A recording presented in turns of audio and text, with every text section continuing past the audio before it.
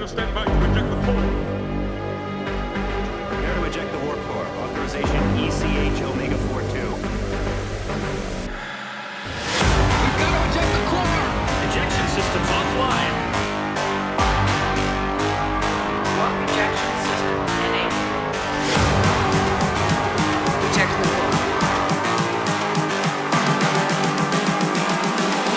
the core. Eject the core. Eject the warp core. Computer, eject the warp core. I just did.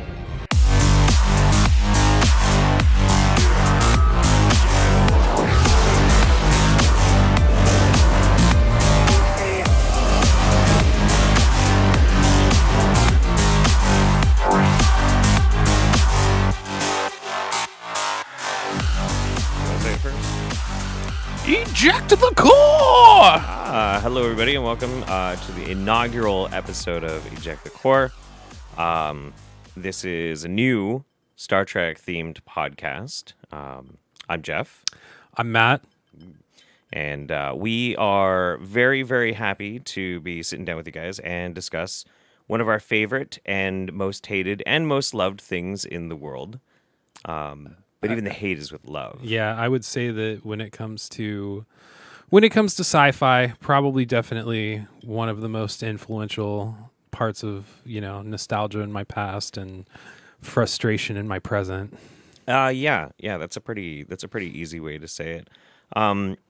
So we're starting off with talking about what Trek means to us. Just kind of going over, letting people know, what it is, why it is that we've decided to do this podcast. Not like we're just, a couple of jackasses off the street that's like, oh, we saw the new Star Trek and now we're gonna shit all over it. Right. It's not like that. Yeah. So. No, we. I guess. So my experience with Star Trek starts mostly with being a kid and not really being able to enjoy the original series when it would come on. I don't know. It didn't really hold my attention very well. I was a very hyperactive kid. But when the Next Generation happened, I think that was 88, right? Yeah, 87 or 88 is when it started. Okay. I think it might have been like fall of 87 and then into 88 for season 1, if I'm not mistaken. Okay. So I was pretty young. not. I was like 6 or something when it first launched, and at the time my dad would work sometimes like 14 to 16 hours, and so I didn't really have a whole lot of like fatherly influence growing up, and so I latched on to Captain Picard super hard. He was your surrogate dad, huh? He was my daddy, like I would dream at night that Captain Picard was gonna take me on the Enterprise and like show me the galaxy. But that basically started a love affair with everything Star Trek that went, I'd say pretty much almost all the way through Voyager. It was around Voyager when I was like starting to hit the road on my own, and then it took me a while before I could catch back up. But since then, I think I've seen Next Generation, DS9, and Voyager each at least 5 times all the way through. Probably way more for TNG. Yeah, it's something good to just put on and let be in the background, or sit down and catch a really good episode of something like that. So yeah. Now I think I understand your frustration when it comes to the new Picard series a little more. Damn it, Dad! Yeah, you're all old and senile now. Yeah, no, I took that personally. So as one would. Yeah. What about you? So it started with me. My parents got divorced when I was pretty young, and my mom was really into Star Trek, and I didn't spend a lot of time with her as a kid. But one of the things that I do remember about her is that like super into Trek, and so obviously kind of gravitated towards that. With me, the original series she was never a fan of, so we never really watched. Same thing with Deep Space Nine. She didn't really. I mean, maybe it's different now, but like it seemed at the time that like she didn't really care for Deep Space Nine that much. So it wasn't on a ship, whatever. But the Next Generation, that was on. I'm like a year or two younger than you, so obviously same kind of time period. I was a kid, and it was something that it was a show that you, as an adult, it was smart enough that you could sit there and watch and enjoy it, and yet it was wondrous enough and like just kind of whimsical enough for a kid to be into it too. Maybe not all the episodes. I remember, being like some of the episodes being like, God, this is boring. I'm not going to watch this. I'm going to go play my Sega or something like that. But yeah, there were, a lot of times where I would watch that. And then I lived mostly with my dad growing up. So I spent like a year out of my childhood living with my mom after the divorce, and Voyager was on the air then. And I remember like that one solid year, and I couldn't tell you what season it was, but like every time Voyager was on, like when it aired that night, like I had my rabbit antennas out and I was like, I'm gonna watch Voyager. Yeah. So the Next Generation and Voyager were what I caught on the air. Maybe a little bit of Enterprise, but like at that point, nobody liked Enterprise when it was on. That's true. Nobody was like, yes, Enterprise, thank goodness. It was, it's a long road. Oh fuck no. Change the channel, change it fast. Yeah. So, but when the streaming services came out, and maybe even before that, because I remember I had an ex who I got into Star Trek, and she, when we didn't have TV or anything like that, we were living in a little cheap apartment. She had got me a couple seasons of The Next Generation on DVD, and we would just watch that. Like we would just sit and like, oh, nothing else to do. Home from work or home from school or whatever. Let's watch a couple of episodes of The Next Generation. So, and then everything became available on streaming platforms. And I went back and watched as much as I could. So yeah, that's kind of where I am. It's definitely been an influence on me. I kind of think that Star Trek might actually be. I can't verify this at all, but I think it might be one of the most streamed shows of all time, simply because I think it's on like 4 different platforms. So it's on Hulu. The entire all of the series are on Hulu, as well as all of the movies. Okay. All of the series are on Netflix, but I don't think any of the movies are on Netflix. I could be wrong on that. Okay. And then obviously all of the series are available on CBS All Access. Right, and on Prime. So Amazon Prime. So that is 4. Absolutely. Yeah. Maybe more. Maybe we'll get schooled, and somebody who watches this podcast will be like, "Hey, it's also available on Shudder or something." Yes. I don't know. Like, I mean, yeah, it's crazy. So I think it's kind of interesting too, because that sentiment of people not really getting that into DS9 is very, very prevalent. I mean, I had that too when I was a kid, because I mean, TNG was still on the air. So when DS9 came out, you could compare them directly at the same time, and here you have a fledgling new show that's very diametrically different. completely different. Completely fucking different. Oh, wait, are we cursing in this podcast? I mean, we already have. So, oh, well, yeah, fuck it. Fuck it now. So, Sorry, Captain. I know there's no cursing on the bridge, but tough shit. right. And so, yeah, you have... We're new Star Trek up in this bitch. That's right. That's right. We're edgy. We're the new breed. Edgy space boys. But it took a long time for people to really like that show as much as it's beloved now. Yeah, I didn't watch it for the longest time, and then, like I said, when it became available on streaming, I did go back through, and I remember making myself watch Deep Space Nine and Enterprise all the way through. In fact, the only series besides the original series, because I've watched, a few select episodes that I need for like canonical history and stuff. Sure. Besides the original series, I think the only series, and including even the new ones, all of the Kurtzman stuff that's come out, the only series that I haven't watched all the way through, funny enough, is Voyager. Wow. I don't think that I've watched Voyager from start to finish. I know I've seen like all the important episodes and stuff like that. I could be wrong. Maybe it's just that maybe I've seen all the episodes and I just haven't watched it from start to finish in order. I've seen a lot of it, but I can't say for certain that I've seen it all the way through. It's not an easy watch. And that might be the reason. Yeah. Well, I mean, okay. So there are some really incredible episodes that do happen in Voyager, and I think we could even do a whole show just on like the craziest episodes in Voyager. But And I'll have to make you watch them again. Oh yeah, absolutely. I mean, something that I've been doing since in preparation for the podcast is going back and trying to watch as much Trek as possible. I started like maybe a week and a half, 2 weeks ago, and I started with the Next Generation just so that it would be fresh in my mind because we're going to be talking about Picard and Discovery, which Discovery is more pertinent to Enterprise and the original series, but I've been trying to rewatch all of the series.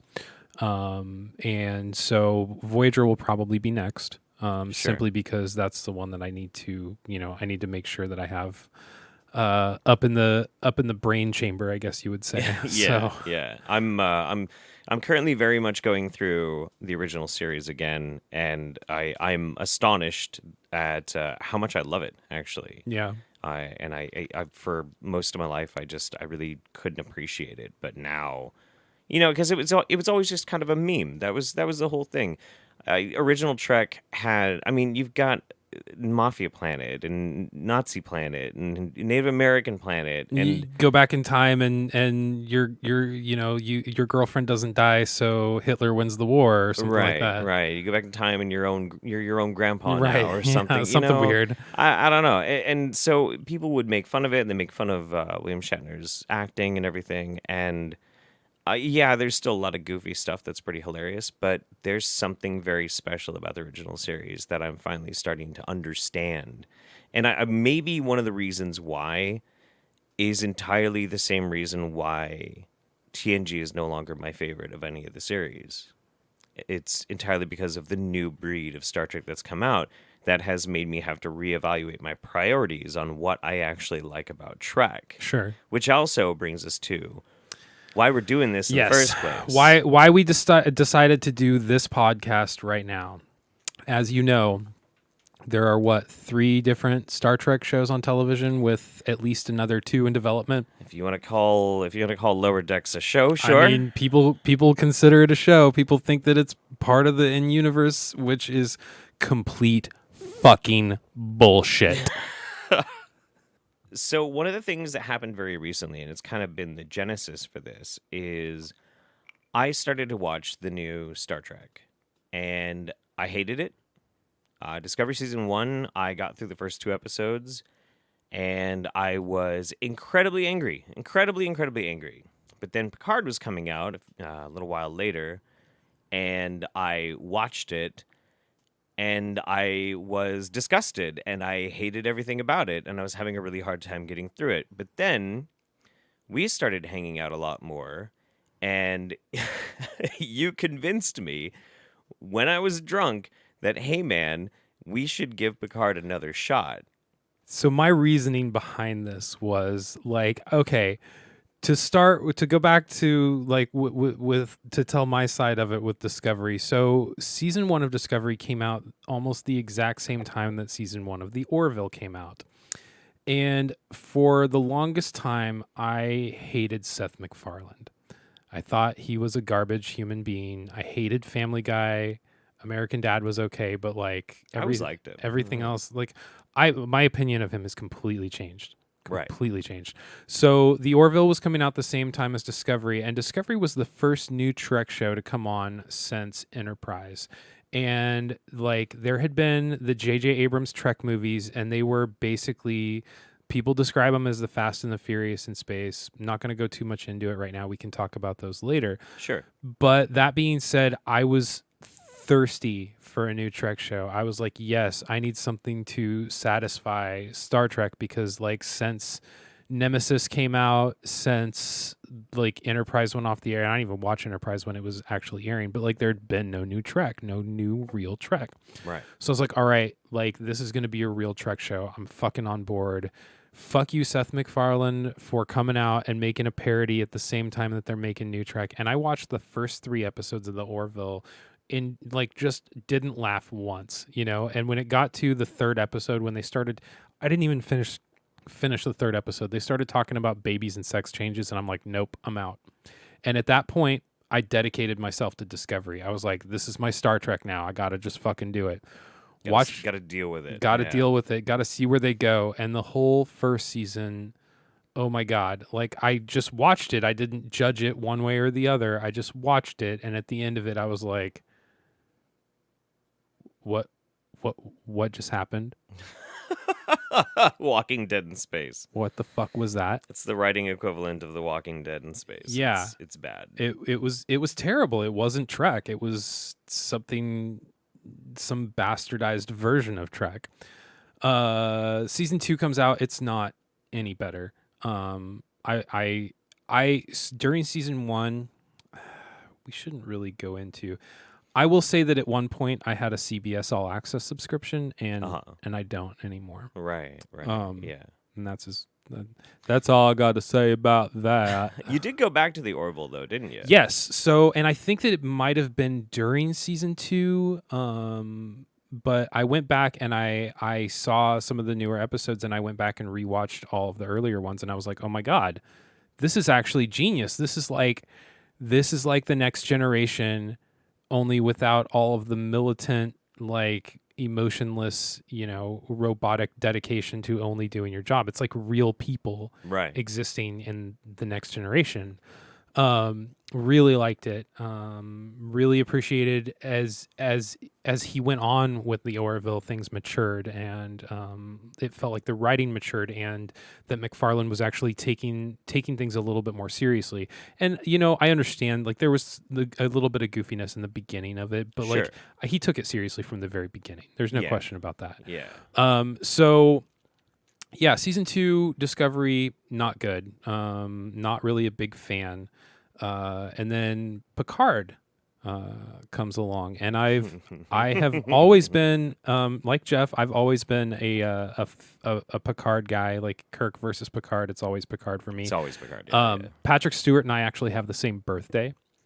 Destined to be best buddies right, forever. Exactly. Yeah. So, hey, Sir Pat, I'm sure that you're watching this. I know you are, absolutely, or listening. Whichever, however you get your media. He's a huge fan of the podcast. Of course he is. He listens to it every time. He doesn't miss it. That's right. So yeah, no, a fact that my mom would bring up like every year. She's like, you know that you've got the same birthday as Patrick Stewart. I'm like, I think I remember from the last time that you told me, and the time before that, and the time before that. So yeah, Picard. I hear that Picard is coming out and everything, and I'm like, okay, I'm willing to give this a shot. I'm not sure how well it's going to work with Patrick Stewart and a bunch of no-name people that have no connection. Just new characters that aren't really connected to the universe, or that people give any kind of crap about. Right. Watched the series. And I got to a point with it the first time that I viewed it. Like before I even went back, I got to a point where I was like, I'm fucking done. I can't take this shit seriously. Like there's no way that anybody that's writing this show gives two craps about Star Trek. Right.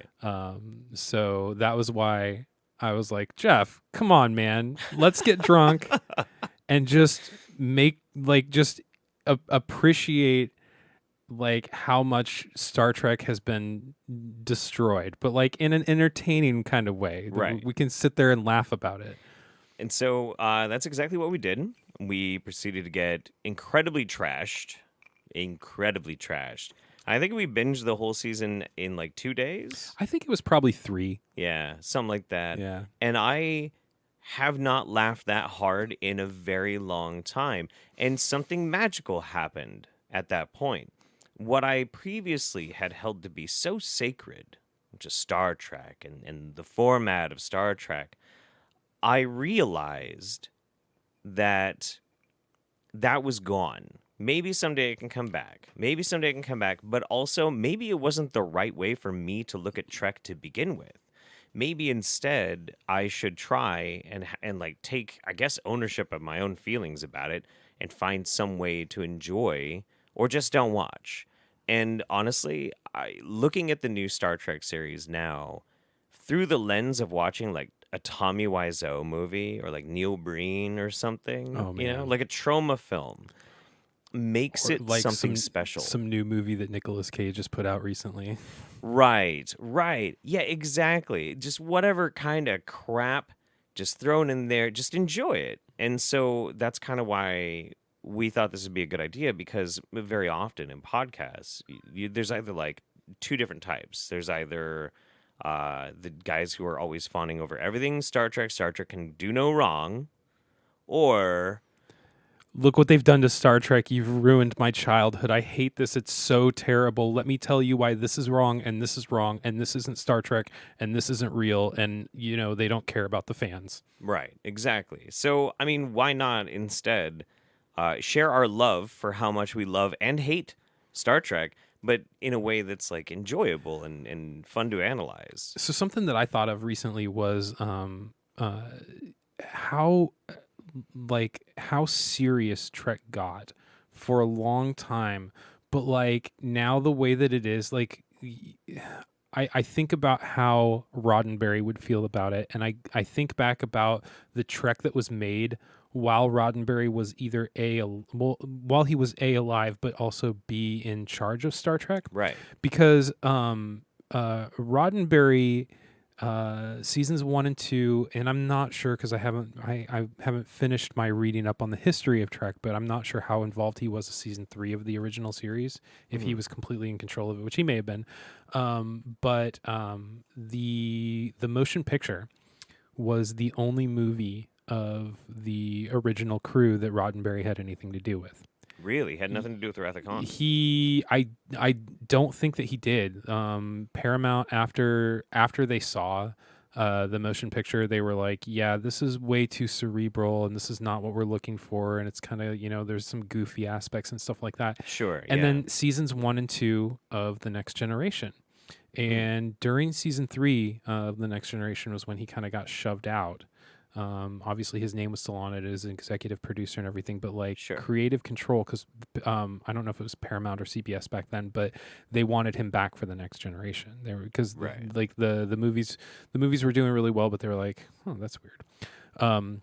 They were like, yeah, let's get Roddenberry back involved. So those Star Treks are not the Star Treks that take themselves super seriously.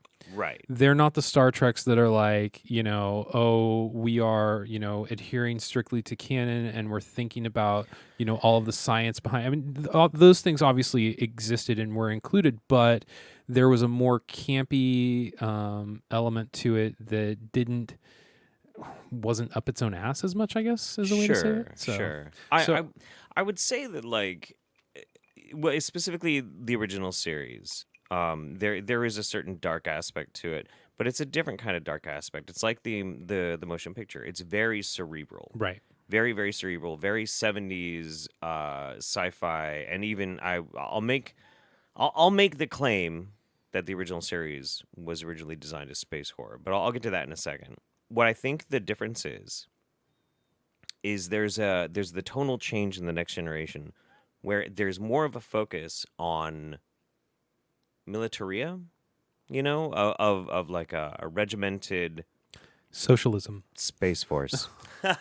Social. Well, Star Trek has always been socialism. Right. Yeah. I mean, space communism. Roddenberry was a hippie. Yep. He's a hardcore hippie. So a lot of that makes a lot of sense. So I think that's maybe where the tonal change came from. And I think nothing is more pronounced than the early seasons of The Next Generation, where you can really, really tell. I mean, the first season of Star Trek of The Next Generation is a hallucinogenic nightmare. Oh, absolutely.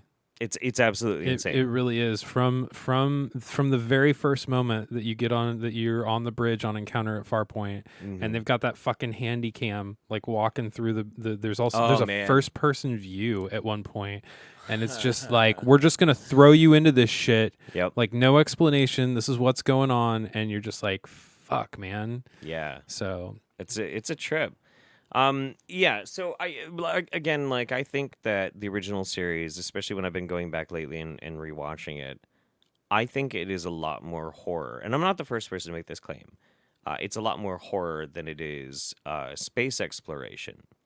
There is an incredible amount of death that happens in the original series. Well, and I think that they do that for us, like, to a certain degree. I think that part of it may be that, like, I mean, to create that sense of like unknown. Mhm. You know, you are out in the like this is supposed to take place in the middle of the unknown. You're an explorer, and like God knows what could possibly be taking place out there, what could possibly be happening. It's not necessarily going to be all sunshines and rainbows. Like let's get into that existential fear of literally, I mean, you have the unknown on Earth, but then you've got like shit that your mind can't even perceive in space. Right. And there's a really early episode, and I'm kicking myself because I've been thinking about it for like the past 3 weeks. It might even be like the third or fourth episode ever of Star Trek, where Kirk gets into a transporter accident, and there are now two Kirks. And there's good Kirk, who's compassionate and empathetic, and then there's bad Kirk, which is violent and domineering. And the whole narrative tale of the episode is a philosophical argument that we have to balance out the forces of like hyper-aggression versus pacifistic integrity in order to be a complete person. And William Shatner acts the hell out of it, but it is horrifying, and it's deep, and it is an existential, concept for something so new and at the time extremely experimental. I mean, it's a miracle that Trek even got made to begin with. Right. And I think that's something that they kind of do the opposite of that with the episode of Voyager, right? With Tuvix. Like they oh no, oh god, yeah, Tuvix, yeah, they do the opposite. They fuse two people together. Yeah, exactly. So they kind of revisit that theme. But yeah, that's definitely there were Jeff's favorite character in any Star Trek iteration is Tuvix. That's his favorite character. It's up there. You look at Tuvix and oh man. Okay, so for those, did either one of the original actors play that character? Because No. I was going to say I haven't seen that episode in a long time. So no, and that's probably one of the reasons why the episode is so horrible. So just for some background, if anybody's never seen the episode Tuvix, it's a Star Trek Voyager episode where there's this Talaxian who's this really weird hedgehog-looking guy who's the cook, Neelix, and he gets fused with Tuvok, who is a Vulcan, in an accident, and it creates Tuvix. Now, this... He's horrifying. Man, He's actually horrifying. But it's played by a totally different actor, and then the whole episode is I'm trying to figure out a way to separate it, but then also the morality of effectively they're going to have to kill this new person in order to bring these other two people back. Now that's fine for a philosophical concept to think about, but the way that they edit it, the way that they shot it, makes it seem like they are literally marching this person to his death, which is kind of true, but it's even worse because it's not like let us Tim... escort you to the transporter pad. Right. It's under armed guard. Have you decided what you want for your last meal? Right, exactly. It's not like the worst part too is because it's not Tim Russ in makeup, and it's not was it Ethan Phillips? Ethan Phillips, yeah. Yeah, Ethan Phillips. It's not Ethan Phillips in makeup. It's a totally different person. So you really get this feeling like this is a totally different guy. And then you're watching like the hero, Captain Janeway, marching him down the corridor and ripping his molecules apart to separate back into two people. What the fuck were they thinking? I thought that their creed was to discover new life, and like, I mean, not like that. Right, No. We went too far. Nope, Go back. sorry, that doesn't count. Control This is C. just a do-over. Don't even worry about it. Fuck this one. Oh my man. god, man.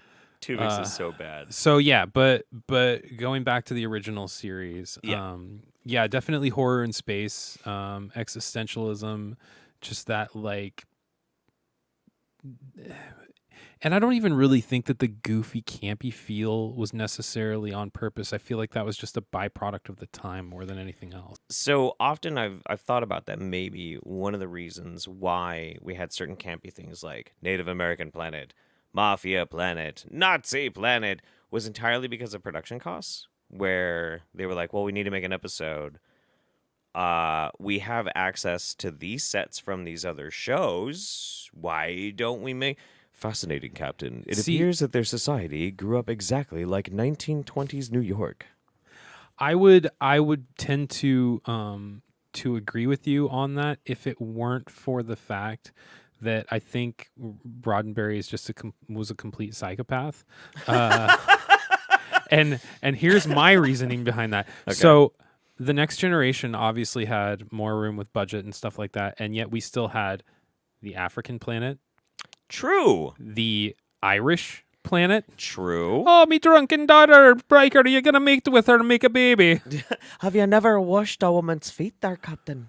I don't like it. The replicator can make the whiskey for them. They get too drunk too fast. Yeah, man. They had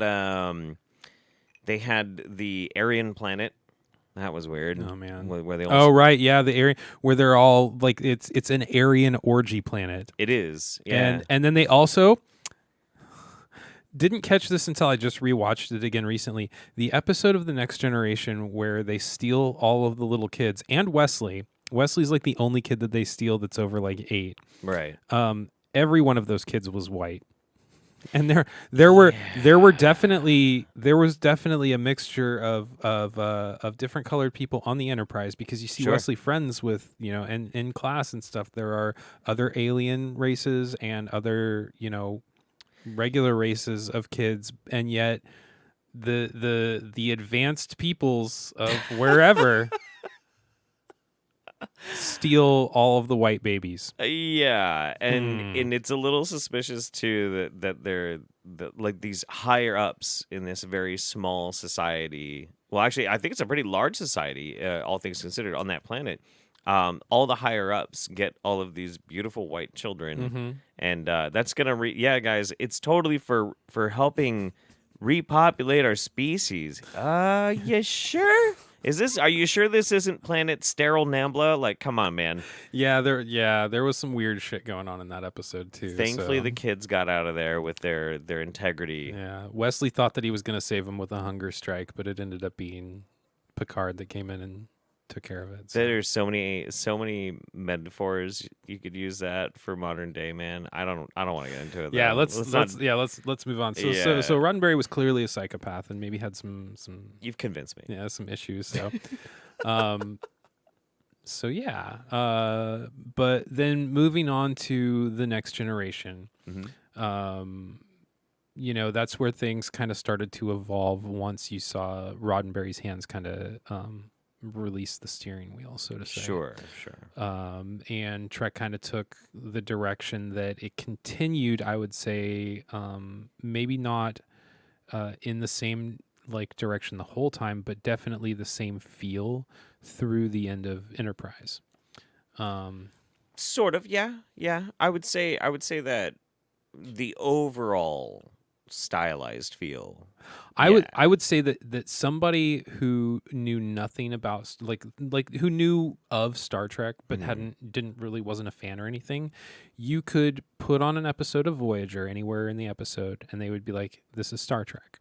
Sure. You could put an episode, most of the time you could put an episode of Deep Space Nine on and they would be like, this is Star Trek. And I feel like the same is for Enterprise. I would agree with that too. I just recently went through and watched all of Enterprise, and I would agree with that. Yeah. It has enough of the same kind of aesthetic feel that you realize that it's the same. It's a continuation of the same universe. Right. I'd say that it'd be a little bit harder to identify with Enterprise, but now having that freshly in mind, I would say that it would be very easy to sense it, especially if you get past season 1. Right.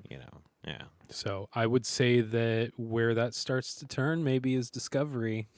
Yeah. Other than they've got the clear we have to put the communicator badges and make sure that but it's not the same in spirit, and I'll go into my tangent on that here in a little bit. But. Yeah, let's talk a little bit about the evolving of the format, because we understand that the original series is Monster of the Week.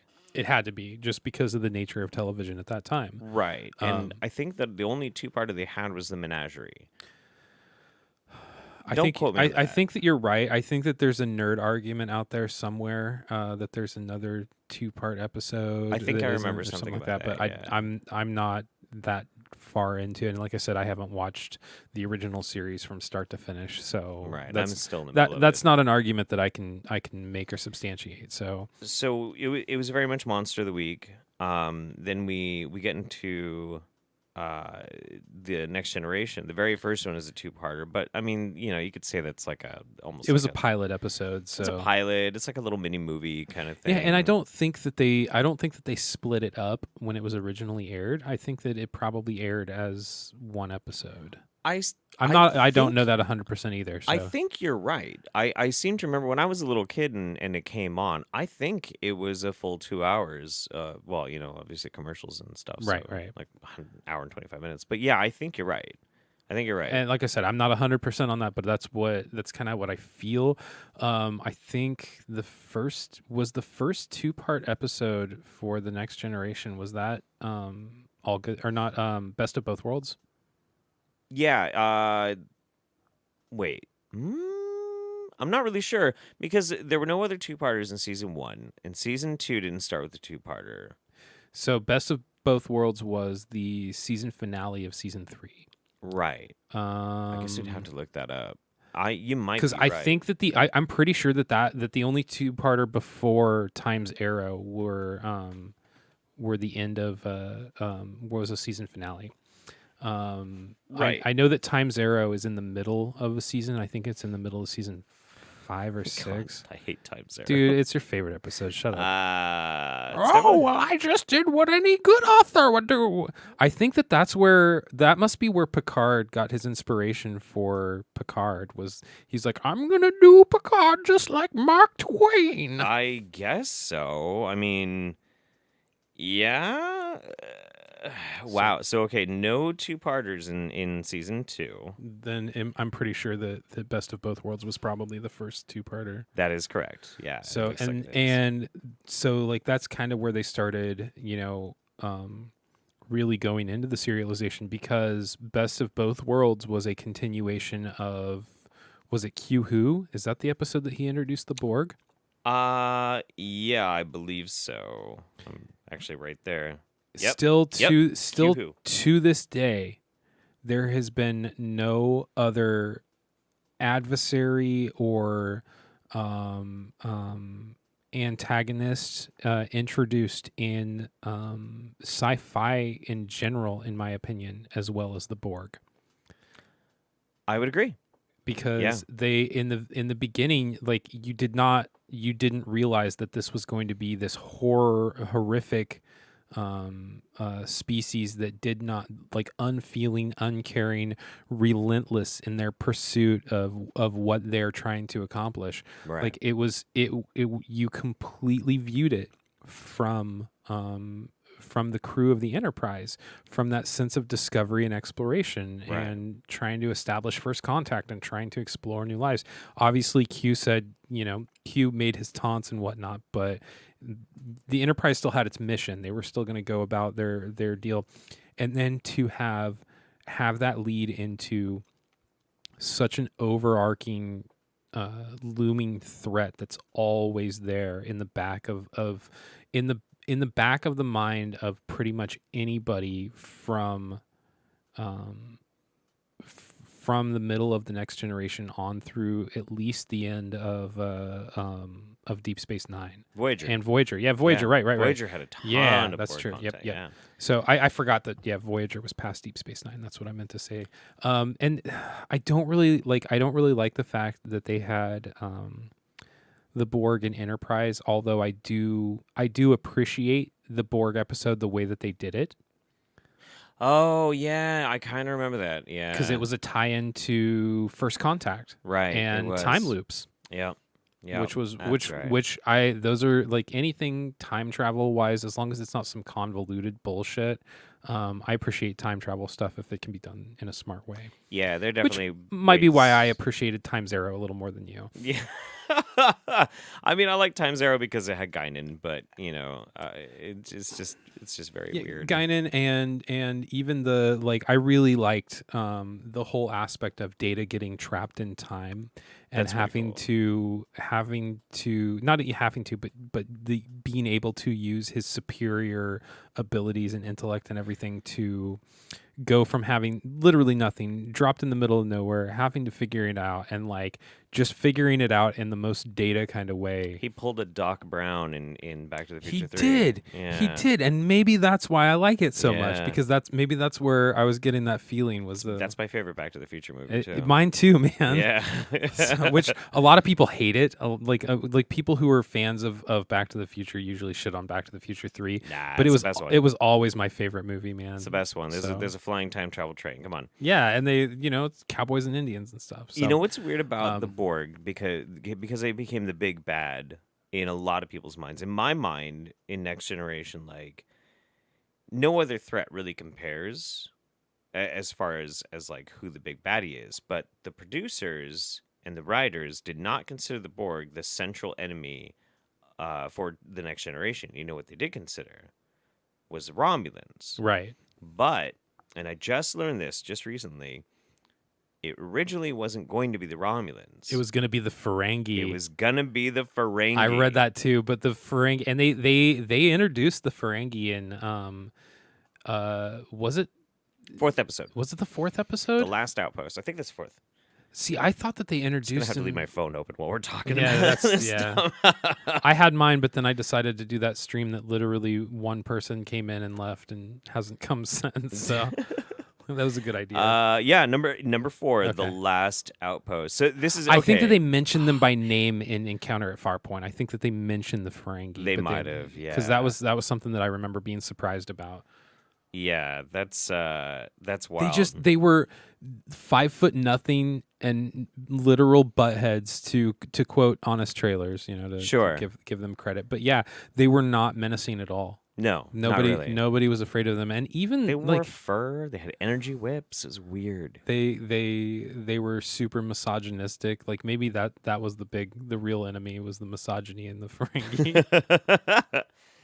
Yeah. Okay. So, I know this is a little bit of a tangent, and we're probably going to bring this up again at a future episode. But I have to reiterate this because this is so crazy to me. When I look back on it for TNG, number 1 is a Counter at Farpoint, of course.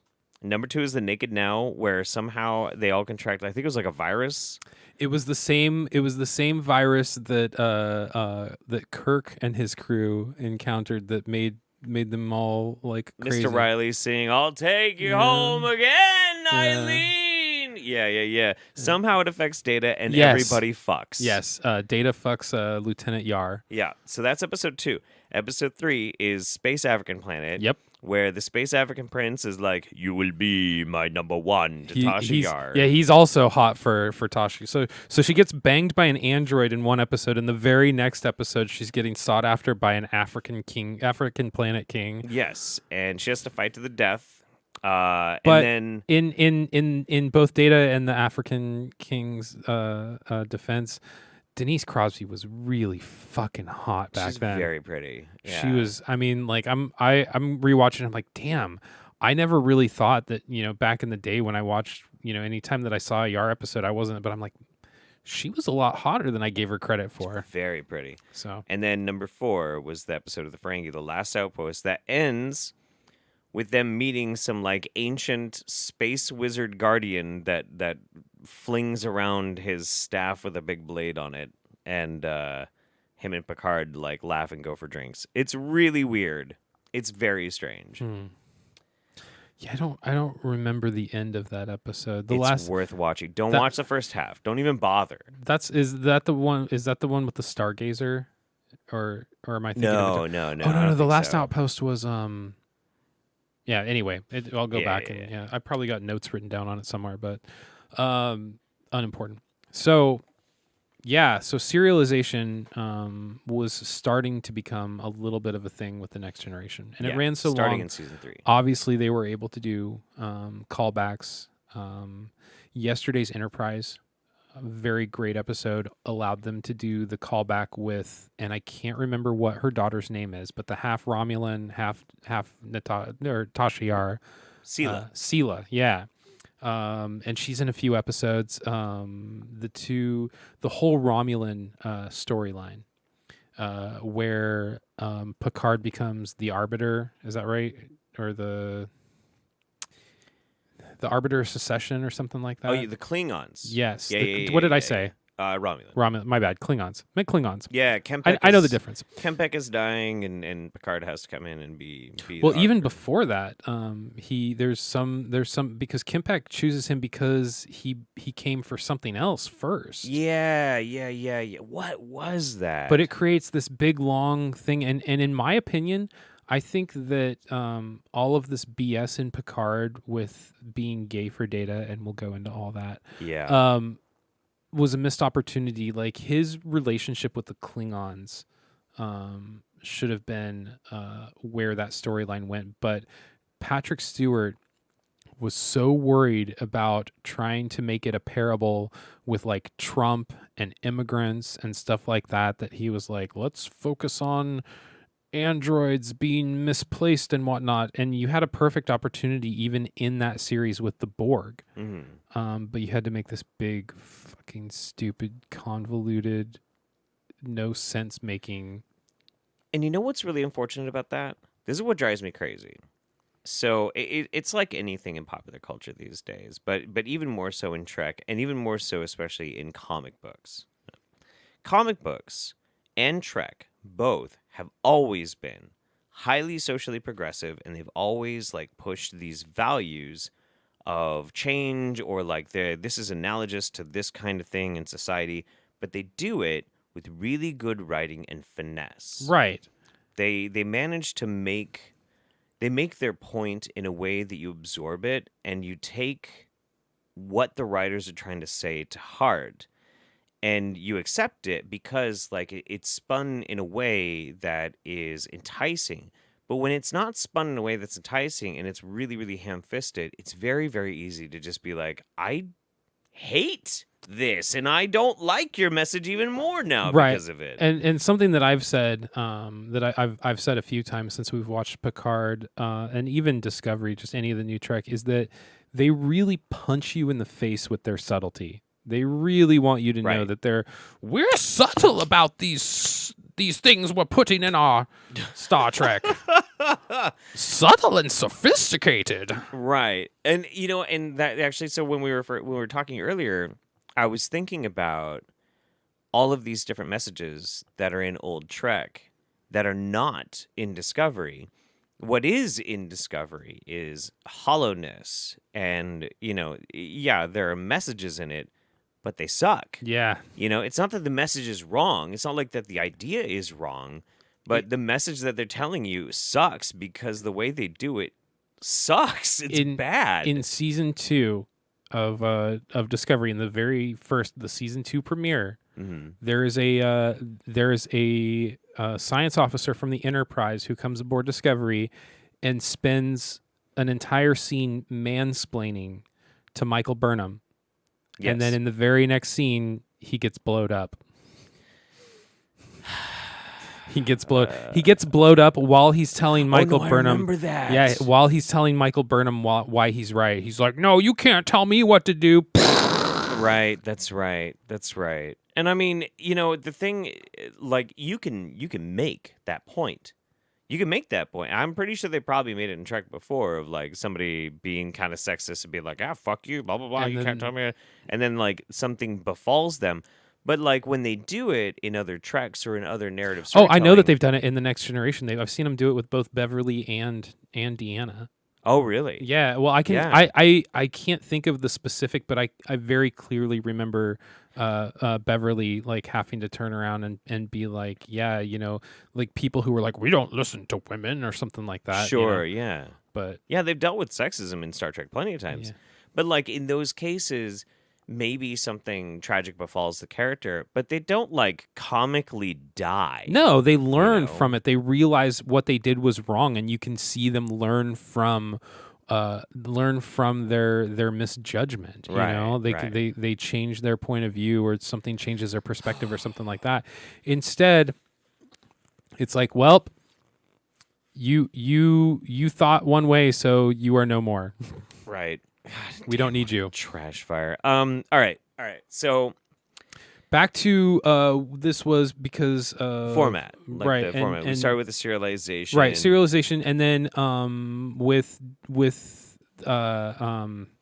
Deep Space Nine, they leaned more into the serialization. Obviously, there were more episodes and more callbacks and things like that.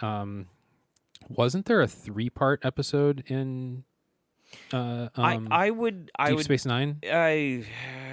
Officially, I don't think so, but you have to understand that once the Dominion War kicks off around season 4 and then 5 and into 6, It's all serialized. it's all one long movie. I mean, there are a few instances, a few smatterings here and there where there's definitely something that could like be an isolated story on its own, but it's all one linear event, and you can't really watch them out of order because it won't make any sense. Right.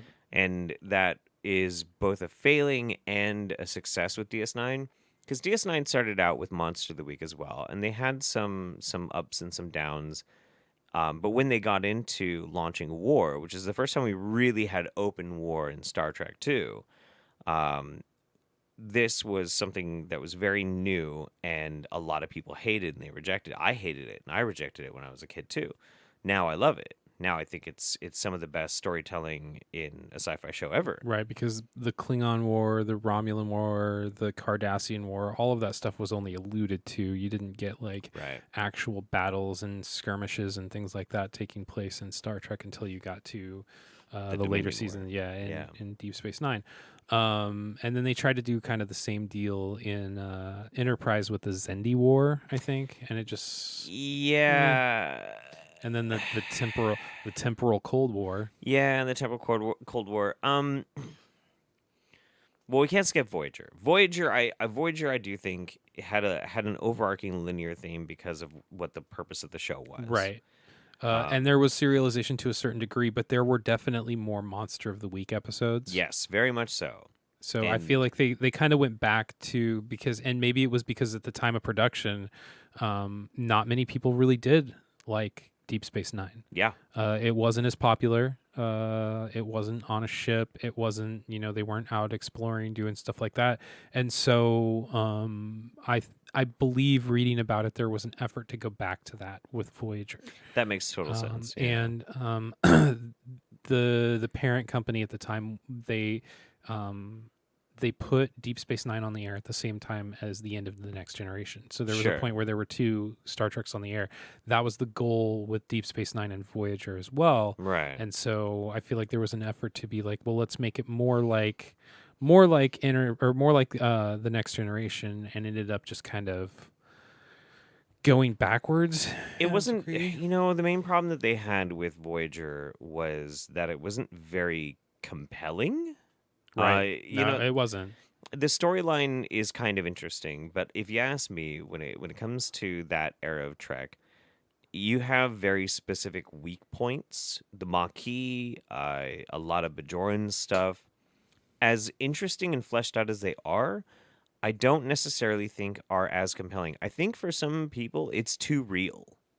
Sure. I think it's too real. Absolutely.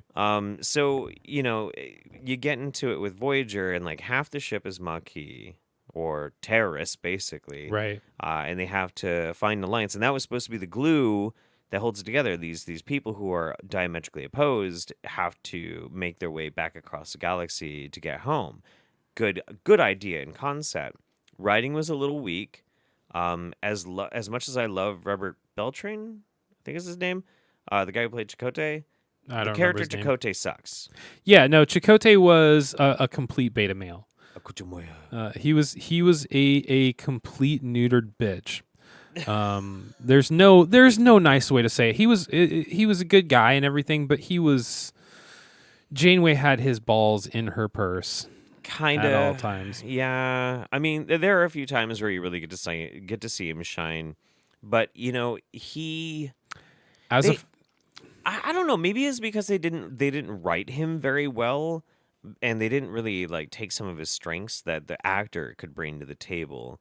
But yeah, I really, when they would have a Chakotay centric episode, I would just kind of check out, and I just didn't really go that much of a shit, to be honest. Yeah. It took really goofy things for me to like Voyager and the Doctor. The Doctor was the best part of the show. The Robert Picardo. Yeah. Yeah, he was fucking fantastic as the Doctor. I would say that as far as Voyager goes, Obviously, Janeway, Kate Mulgrew was great, but my two favorite parts, and she's definitely a close third, but my two favorite parts of Voyager were Robert Picardo as a doctor, and then Tom Paris. Tom Paris is pretty great. I really like Tom Paris, and it's he was the right kind of relatable. Yes, and it's unfortunate because due to some kind of licensing deal or something, that they would have had to give credit to the person who wrote the episode. So he was in an episode of The Next Generation. Yes, where he was a Starfleet cadet who. What was his name, man? The character's name or the I knew the character's name for the longest time. I want to say it was Jimmy or something that started with a J, but I just watched this episode recently. But he was a Starfleet cadet who was like whatever their ranks as far as cadets, he was above Wesley. Right. And they were part of a team. Because Wesley was like a first-year cadet or something like that, and they were part of a team that did some kind of illegal operation that they weren't supposed to do. Something went wrong. One of the cadets died, and he was like the leader of them trying to get them to not tell people about it, to be like, no, see, just, there's no evidence. We're going to get away with it. It's no big deal. And of course, Wesley, being the little bitch that he is, had to tell the truth. No, that's not actually what happened. So Picard figures out what happens, confronts Wesley about it, and basically tells him that if Wesley doesn't tell the truth, that he will. But that character, very compelling, and Cadet First Class Nicholas Locarno. There we go. Right. That is actually the character that Tom Paris is supposed to be. Really? They wanted him to be that character, that particular character, but they couldn't give him that name. Otherwise, they would have had to give credit in every single episode to the person who wrote that episode of The Next Generation. So the character of Tom Paris is supposed to be basically essentially the same character. Sure. Same kind of deal. It can be. Well, and I mean, they kind of, when you pick up, when the series picks up, he's in like a penal colony or whatever, like he's in trouble for it. He's in trouble for something that happened with Starfleet. They don't really go too much into detail, and maybe later on in Voyager they do. I'm not sure, but a little bit. Yeah, it's supposed to be kind of the same deal. The only difference really is that like his dad's an admiral in Voyager, which, who knows, maybe Nicholas Locarno's dad was an admiral too. I mean, it would make sense, especially if like he's in a really privileged position in Starfleet. Right. So serialization, obviously there was a backdrop on Voyager in which they would do that. And they did have some two-parters, some really good two-parters, actually. The two-parters in Voyager are probably the best ones, which is funny because the two-parters in TNG are usually the ones that I don't like the most. Because it just doesn't fit as well. Yeah. But in Voyager, like, their two-parters are great. Year of Hell is amazing. Year of Hell's a good one. Scorpion, Isn't the one with the timeline one where the Doctor 700 years in the future? That one's not a two-parter. That's not. It's a single episode, which is a great episode. Endgame was actually a good episode in my opinion too. I mean, it felt rushed, like they had to wrap it all up. Right. That's my main criticism of it. And I think that if they would have made that like a movie or something like that maybe it would have been a lot better. But if like there's parts of that episode that are really enjoyable. Sure. Yeah. So, and then Enterprise is more serialized than not, isn't it? I want to say it's probably the most mixed. And it switches really quickly too, which is really unfortunate. Enterprise suffers from 3 different factors that are from previous tracks. Number 1, it suffers from a very weak first season. I can go back and I can watch the original first season of TNG and I love it. I can do the same thing with DS9, not Voyager. I will skip the whole first season of Voyager because it's bad. Yeah. Who the fuck gives a shit about the Kazon? Anyway, but so Enterprise season 1, terrible. Then it suffers from the last season was pointless, much like DS9's last season was pointless. There's still some good episodes in it, don't get me wrong, but it really just feels completely out of place. It's very strange. It's very, very strange. Well, and something happened between season 3 and season 4 of Enterprise, and I can't remember. I know that there's something behind the scenes that took place, and that's why the temporal Cold War ended with season 3, and they never went back to it in season 4. Right. There was somebody I think that came in that changed everything, and I'm not. I like I said, I'm still trying to read back through all the history and stuff of it. That's something that I need to look into as well. Yeah. But yeah, there was. I don't know if it was a showrunner that changed or if somebody in the production team, changed or something like that. So. Yeah, I was gonna say number 3 is tonal shift. Yeah. And that's a lot of that was because you get into like the Xindi War, the temporal Cold War, which is also part of that, and then it gets into this, it gets into that, and it's all over the goddamn place. And it really is unfortunate because that mixed with my least favorite part of Enterprise, which is the captain. I can't stand Captain Archer, but I like everybody else. Captain Quantum Leap. Yeah, I love Scott Bakula. Hated him in Trek. Hated him in Enterprise. He was not a very good captain. He felt kind of whiny to me. He's very whiny and just abrasive and dumb. Yeah, and dumb. Yes, he was not a smart guy. Yeah, and I really just didn't like him. And it was funny because when I remember very specifically when I first watched Enterprise, as soon as that theme song came on, It's been a long road I knew something was wrong. getting from there to here. So I hated Enterprise and I didn't watch it. Well, to this day, it's the only Star Trek that's ever had an actual song that was. I'm pretty sure that it's a Rod Stewart song. It's the only Star Trek that's ever had. Really Rod Stewart? It is absolutely Rod Stewart. Oh no. It's the only Star Trek that's ever had lyrics to its theme song. Yeah. And I want to say that song existed before the show did. I'm not 100% on that. If he didn't write it for the show, if it's an actual Rod Stewart song that they just That's even plopped worse. in there, yeah, that's terrible. That's even worse. So, So I hated it, and there were very specific things that I didn't like. I was like, I'm gonna love Scott Bakula because I love Scott Bakula, but then there was this redneck hick engineer who ended up being the best character on the show? the absolute best character on the show. Trip is awesome. Yeah, Trip. Kudos to Trip. Yeah, I had no idea that was going to happen. When I Yeah. finally went back and I finally watched all of it, I was like, this is like my favorite character. But I'd say it was like half and half. It was like half serialized and half like Monster of the Week kind of thing. And then we have the void in between shows until... Yeah, well, so the Void happened, and then there were the Bad Robot movies, which a lot of people were excited for.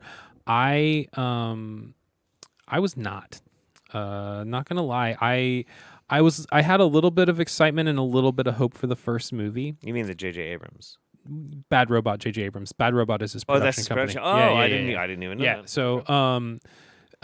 So,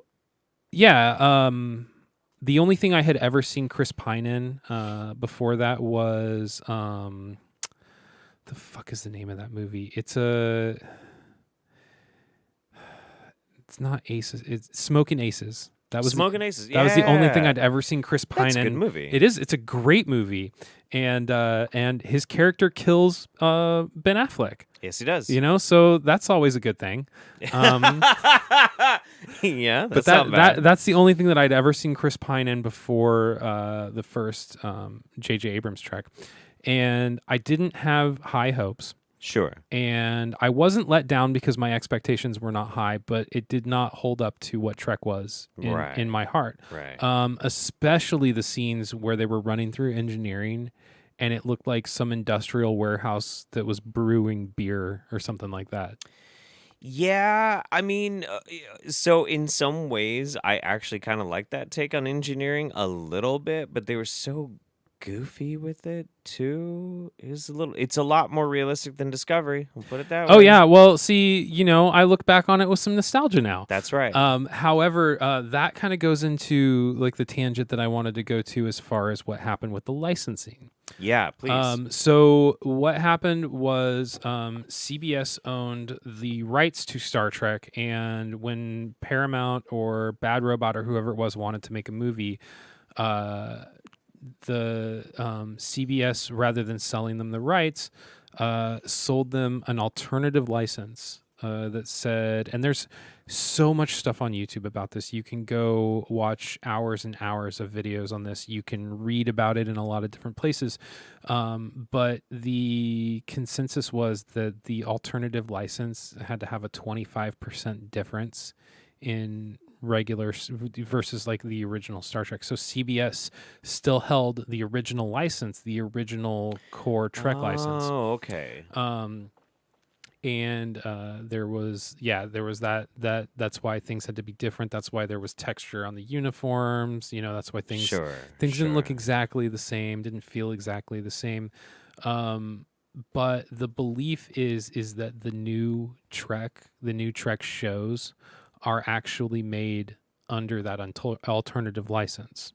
That's a rumor. That's the rumor and the belief, and it holds some water because the new Trek shows are incorporating things from the JJ Abrams Trek movies. Sure, they got the red matter. The Romulus supernova, and obviously that's what led Picard. But then there was also something in Discovery that I had just watched recently that harkened back to that too, that actually made it like some big convoluted circle that's just muddying all of the Trek waters. How long has it been since you've seen Into Darkness? So it hasn't been too long.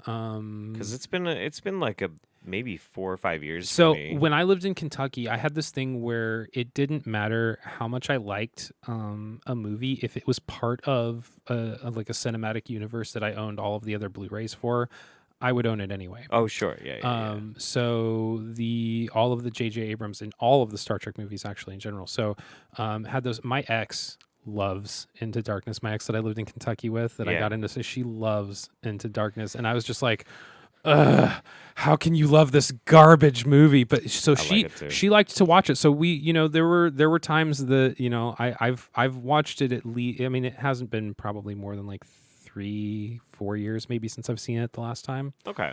So I've definitely seen it a few times since it's been out. Well, the reason why I ask is I don't remember what the Klingon. All I remember about the Klingons in that movie is that I thought they looked really badass. They did. You only see them very briefly. Right. There's no like dialogue or whatever. Do they look like Discovery Klingons? No. Okay. No. Okay. No. So they've got kind of like a smooth rigidness to them in a way that like new cars kind of do these days. Sure. Whereas like the Discovery Klingons, like the shit just kind of pops out from everywhere and looks really like rigid but curved, I guess is the right. And it's just it looks really wrong. You know what drives me crazy about that is so.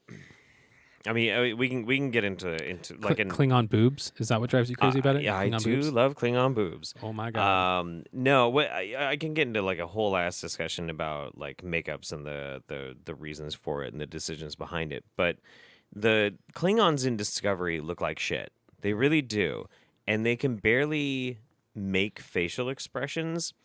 In the show Farscape, they had these giant fucking lizard people named I'm a bad Farscape fan. Oh my god. I've never seen it, so half Sebastian, half Scarran. Scarrans are these giant fucking like lizard people and shit. And some of them have these elongated snouts, and this is all through the Jim Henson Company, so it's all puppetry and prosthetics and whatever. They would have these puppets that have these long snouts, and they're all articulated with their mouths. They have more facial expressions as a puppet than the Discovery Klingons. That's bad. That's embarrassing. It's really bad. That's really bad. Now, that's also really funny, so I fucking love it. Right. It just kind of shows you where Trek is in these days. Right. And why you just have to be like, yep, this is what it is now. Yes, this is what it is now. That's when you hoist your drink and you're like, well, yep.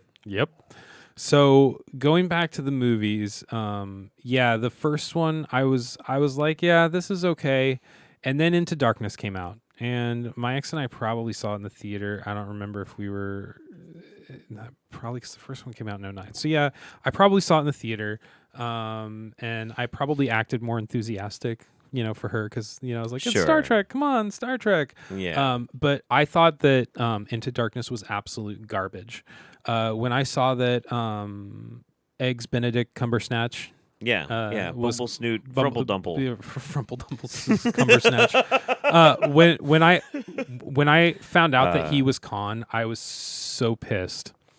They made some big, gigantic fucking. So first of all, the movie Enterprise, the Bad Robot JJ Abrams versus Enterprise is probably 3 or 4 times as big as the Enterprise that it's supposed to be based off of in the original series. Oh, true, very true. Because there are nerds and people out there with nothing better to do than analyze spatial things in science fiction. That and was stuff me like as a kid. Sure, why not? Yeah. I had the whole blueprints of the Enterprise D. And Oh, I shit. had all that too, but I mean, like the to compare the those two, I'm past that point in my life. So. Oh, okay. All right. But then not only was that Enterprise gigantic, they had, what was the name of that stupid ship that admiral had? Oh, I don't know. The Executor, some shit like something subtle like that. Something edgy. Yeah, super subtle. Super Right. subtle. Yeah. The USS Huge Cock. Yeah. The USS. I cut my wrists with straight razors because nobody Cut myself to feel understands the me. pain. Yeah. You should sign my guest book on my live journal. But that ship was like fucking what, like 5 to 10 times as big as the Enterprise was then too. Something like that. Literally It was like the size of the city of ridiculous. San Francisco as it crashes into the bay and kills millions of people. Yeah, it was pretty bad. But yeah, I watched that movie and I was so pissed from the point that I found out that Benedict Cumberbatch was Khan up until the end where I knew what was going to happen. I'm sorry, I've seen Wrath of Khan. I'm not a dipshit. I knew that either Kirk or Spock was going to die. But the fact that they at least with Wrath of Khan, they did the smart thing and make you think that Spock was dead. Sure. And you know what? They if it had been JJ Abrams originally writing that movie, Spock would have been dead and never come back. Sure. No, not JJ Abrams. Excuse me. I'm thinking of what's that dude who everybody thought was a feminist and then it turned out that he was banging Elijah Cuthbert? Joss Whedon. There we go. Joss Whedon. Yeah, Joss Whedon. Yeah, that's right. If it had been a Joss Whedon movie, Spock would have never come back because Joss Whedon loves killing people. Sure. But they did the smart thing and they left him dead at the end of the movie. So you had years where you were like, oh, Spock is dead. That's emotional, blah, blah, blah. Right. They didn't even keep Kirk dead for like fucking 2 scenes. No. They're like, let's bring him back to life with Khan's super blood. Right. Which was the dumbest shit. So they cured death. They cured death in Star Trek. They fucking cured it. Yeah. But we're Whatever. just going to keep pretending like death is real. And then not only that, they made starships obsolete in the JJ Abrams movies. Because of all the drone stuff that was going on? Or? Okay, so Khan transports from Earth to Kronos with a fucking transporter. Oh, that's right. Man. Yeah, no, I forgot about that. Movie is really bad. We should watch that tonight. Okay. All right. I gotta go do some more work first, but I'm gonna need to get really hammered to watch that movie. It fucking sucks. Yeah. Okay, so and then after Into Darkness, you've got Beyond, which I thought, in my opinion, my feeling and whatnot, I was like, this is actually going back to Trek now. This actually feels like Trek, Sure. and from the very beginning. JJ Abrams admitted he's like, I've never been a Star Trek fan. I've always been a Star Wars fan. I'm more of a Star Wars fan than a Star Trek fan, which is why it felt like Star Wars taking place in the Star Trek universe. That makes a lot of sense, actually. And in as a nerd, and I'm past this point now, but like back in the day, I was really mad. Especially when it was announced that JJ Abrams was going to be directing episode fucking New Hope, whatever. 7? Sure. Yeah, Force Awakens. The Force Awakens, because I Yeah. was like, well, that son of a bitch doesn't even, like, he jumped off. He's like, I'm only on the Star Trek train for money, and he clearly didn't give a shit about it the way that No. somebody who actually cared about Star Trek would have. It was his application for Star Wars. That's how I felt as a fan.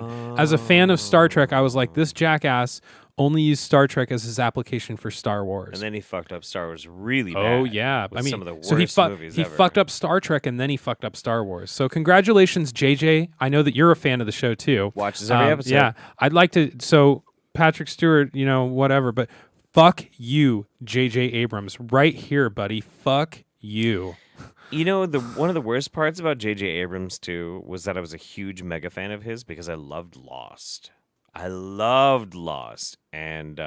then the last season happened, and I still love Lost. There are some people who can't watch it anymore because they hate the last season. I've made peace with it. See, I've caught a couple episodes, but I've heard enough about like how bad the last season is and how it just doesn't really make any sense in the end, and that kind of, for me, that kind of sums up JJ Abrams in a nutshell. I mean, think about like what he just doesn't really, he can make a compelling story up until the end, and he just doesn't really know how to wrap it up. Yeah, I'm not really sure what exactly went wrong with Lost, but I'm a big Twin Peaks fan, and because of that, the not knowing what really is going on with the last season of Lost doesn't really bother me. It's just something that I get to think about, and it's just not up to me whether or not it ever gets answered or not. Sure. So I've It's made like a my thought peace. exercise. Yeah, I've been preconditioned by David Lynch to not really have to get an answer, So you're saying that JJ Abrams is the new David Lynch? Is that what you're saying? No. Not at all. No. David Lynch intentionally crafts his stories that way. JJ Abrams is a fuck up who can't finish his series. So Justin Lin of the Fast and the Furious franchise was the director for Star Trek Beyond. Okay. And he made it clear that he was a fan of Star Trek. Okay. And that he was trying to make it feel like watching an episode of Star Trek. And Simon Pegg also helped write the script on that That's movie. a good movie too. In my opinion, I thought it was a really good movie. Yeah. Kind of convoluted with Idris Elba and the whole story behind that in some ways. And there's actually an episode of The Next Generation that they might have borrowed a little bit from, because there's these orbs that end up implanting themselves in Deanna, O'Brien, and Data. Yeah. And they try to say that they are the ghosts of like this ship, and they're just trying to get back and get to a resting place, which felt very similar to the story from Beyond. But at the end of that, the Next Generation episode, it turns out that they were lying about that. But right.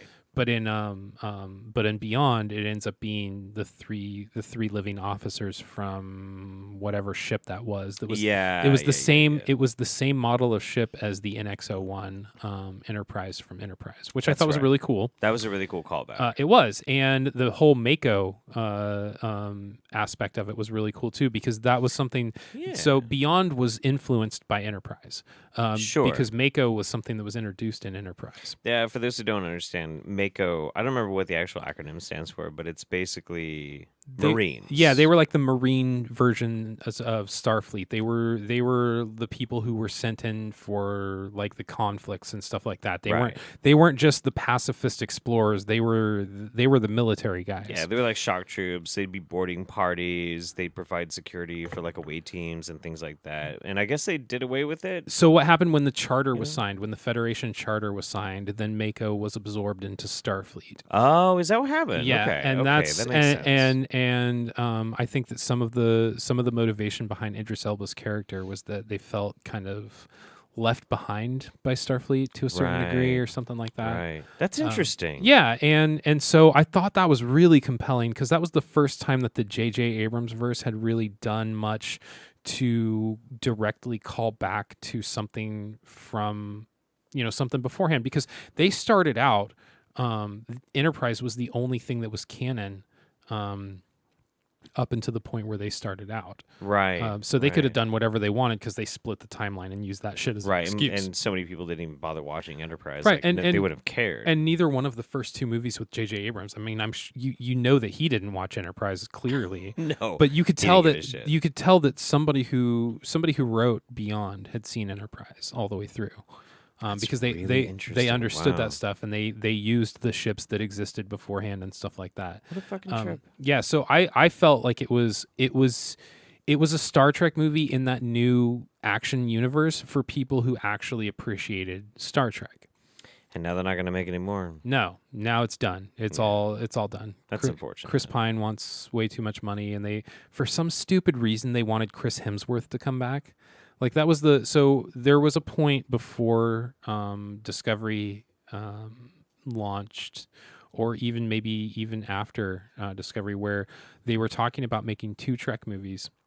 One was going to be a rated R Trek movie based on a treatment from Quentin Tarantino. I heard about that. And yeah. Tarantino actually went into CBS or Paramount or whatever and had the treatment, and they were trying to make it work, and it ended up walking away from the table. And then there was another movie that they were going to make that was going to be basically the Star Trek 4 to take place after Beyond in the timeline, but through time travel or something like that, they were going to bring Chris Hemsworth back as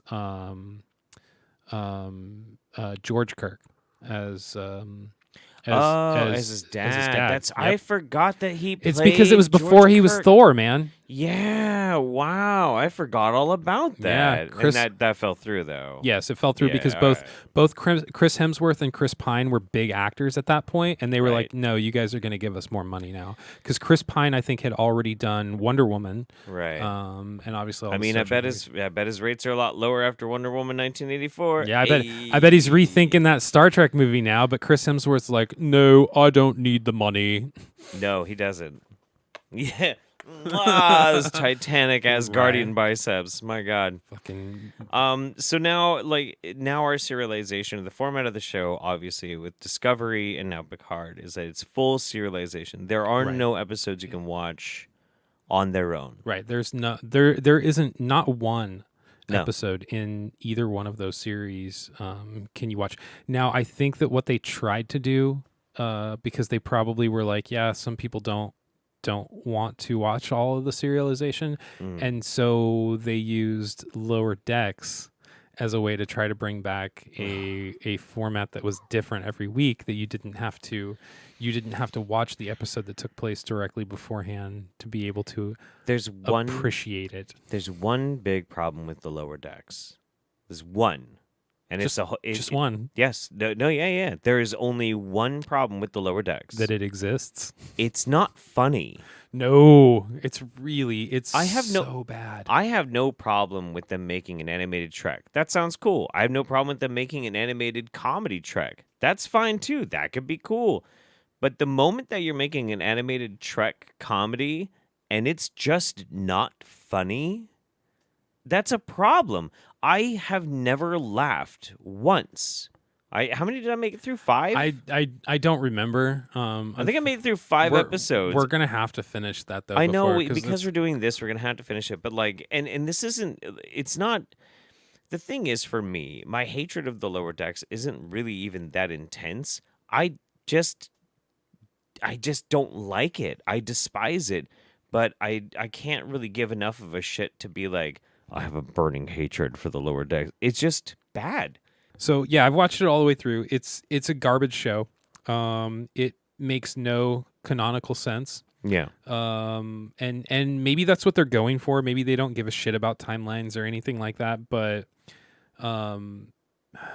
yeah, it's just cyborgs are a thing in Star Trek now. Yeah. Everybody's a cyborg. Yeah, everybody's a cyborg, and they started that shit with Discovery. Yep.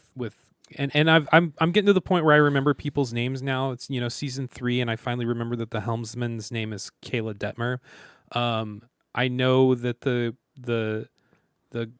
girl that sits next to her name's like Owo or something like that. I don't know. And then there's a Lieutenant Bryce on the bridge, but I can't remember if he's the Asian dude or the black dude. Episode 3 of TNG, I knew Geordi, Worf, Riker, Picard, Right. Crusher. Because they say their names. Probably not Like, Troy, but that probably took a while. And no, I knew Troy right away 'cause she's bitchy and whiny in the beginning. But they try to rectify that because I think that the writers of Discovery realized at the end of season 1 that nobody knew anybody's name but Michael Burnham and Captain Lorca and Captain Giorgio. Yeah, Like, that was it. That was it. Maybe Saru. Maybe. The The whole notion of like a character-driven story of Star Trek was gone. Mm-hmm. It was all centered around basically the most annoying character from Walking Dead. Yes. And also, coincidentally, the most annoying character from Star Trek Discovery. Yeah. I mean, yeah. she's become the most annoying character. I- So, I but at the beginning of season 2, when Pike comes on the bridge, he does that, goes around the bridge and makes everybody, okay, say your name and something interesting about yourself. You know, that thing that your third grade teacher did, or when your substitute teacher comes in, or something like that. And still, it didn't help. It didn't help at all. you have to give these people stories. Stories, yes. Yeah.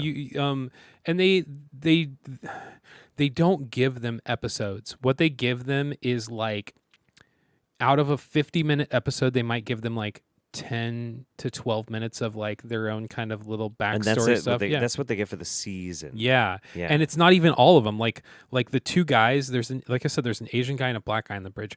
I don't think that there's been any kind of story or any kind of scene where like they haven't been background people. Like Detmer, they gave Detmer a little bit, and I can't remember if it was this season or last season when they kind of gave her like some kind of weird PTSD. But before that, like she was just a nobody too.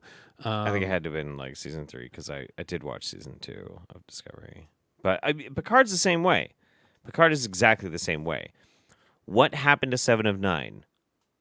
We don't know. We have no idea. We know that she now, joined she's a Fenris Ranger. I know she's that. a Fenris Ranger. Why is she so violent and upset? We don't really know, except that at some point, people that she loves gets hunted by some fucking black marketeer or something like that.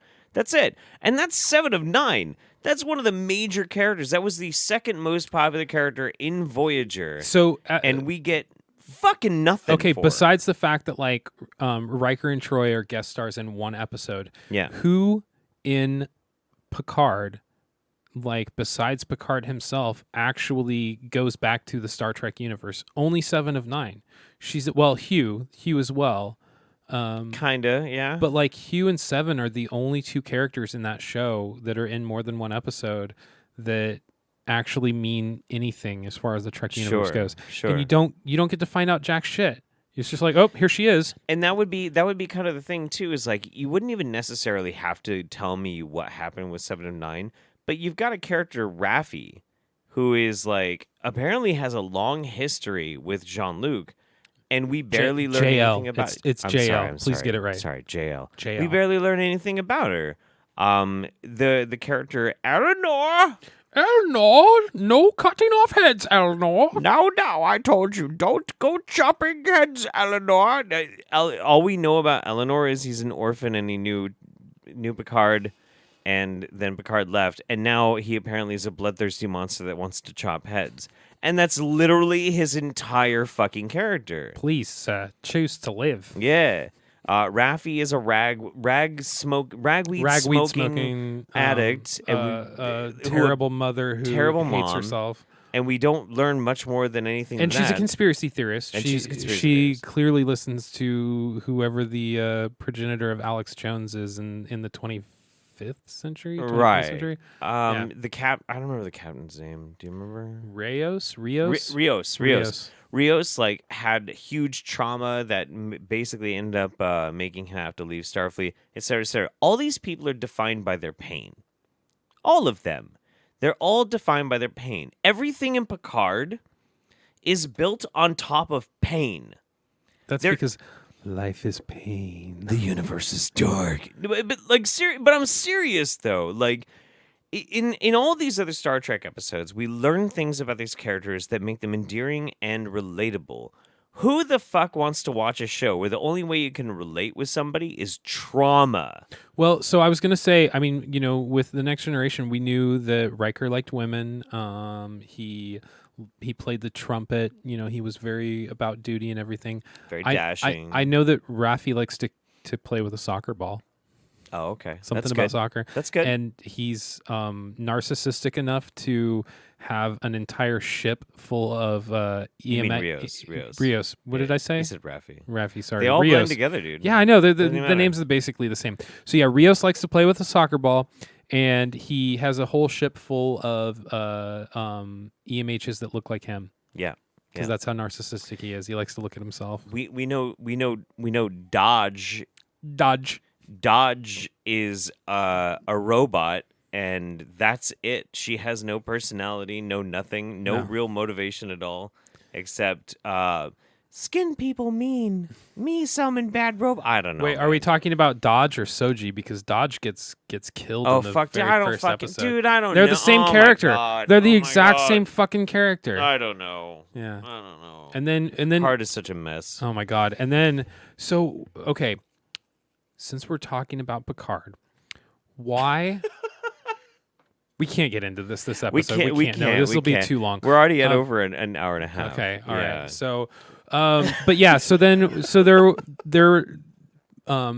nothing unserialized about Discovery or Picard, but then you've got Lower Decks, which is a complete garbage show.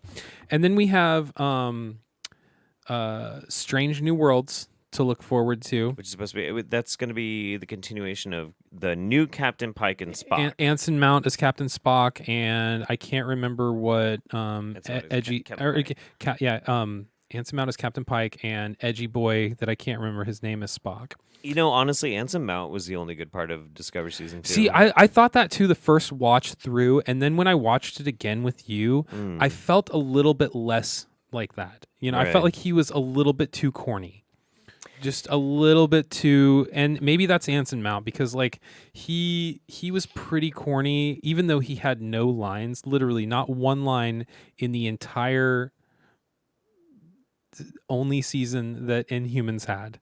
But my god, he was really fucking corny in Inhumans too, and maybe that's just how he is. He didn't do a bad job as Pike at all. I don't know what the actor's name is, the guy who's in Gerald's Game. But I think that he's done the best job as Captain Pike on screen. Yeah, he was incredible. I knew his name too. He works with Mike Flanagan a lot. I can't remember. He was in something else that I just saw recently too that I can't remember what it was. But yeah, he was really good. And obviously we'll talk about all that because we have the format's going to be we're gonna go through, and at some point we're gonna have an episode where we rank our favorite episodes of each show. We're gonna rank Bruce Greenwood, that's his name. Yep. We're gonna rank our favorite captains and which ones we think and stuff like that. So we'll talk about all this. It's all planned for the future. We don't want to get too deep in the first episode. I'm so thrilled to talk more about Picard because of how shit it is. Man. But again, it's like the whole purpose of this podcast. Like, it's so shit, but I love it because it's so goddamn entertaining. Right. We're not coming in to shit on it. We're coming in to show you why we appreciate it, even though we think it's terrible. Like how we've been able to find a way to enjoy the terribleness of the new Trek. We are Picard super fans at this point. Like, right. So I do need to give one more obligatory shout out because we know that Alex Kurtzman is a big fan of the podcast. Oh my god. So Alex, this one's for you, man. This one. Yeah, it's some big fingers up for you, buddy. Big fingers up for you. You should never have been put in charge of any kind of franchise. And if I'm not mistaken, Alex Kurtzman was actually the intern that got JJ Abrams coffee during the Star Trek movies. I think that's how he got his job. You know what? You can't convince me of this. I think that the weird parasite alien that crawled down the throat of JJ Abrams eventually laid an egg. and it's wormed its way out JJ Abrams' ass. That egg then hatched into another little pincher alien that found its way into some nerdy little intern, and it corroded and ate his brain, and now that is what's in control of Trek. Yeah, so. We seek peaceful coexistence. Oh my God. All right, so to some basic stuff to get out of the way. Obviously this is a new podcast. We're going to be releasing this on major podcast platforms, and obviously there's on YouTube under the World of Holiday channel. But in future episodes, it is not going to be on video. If you are watching this on video on World of Holiday, instead this is going to be just an audio podcast. But if you do want to watch the video, we will have a Patreon all set up. Video will be available for every episode, but it won't be free. Right, because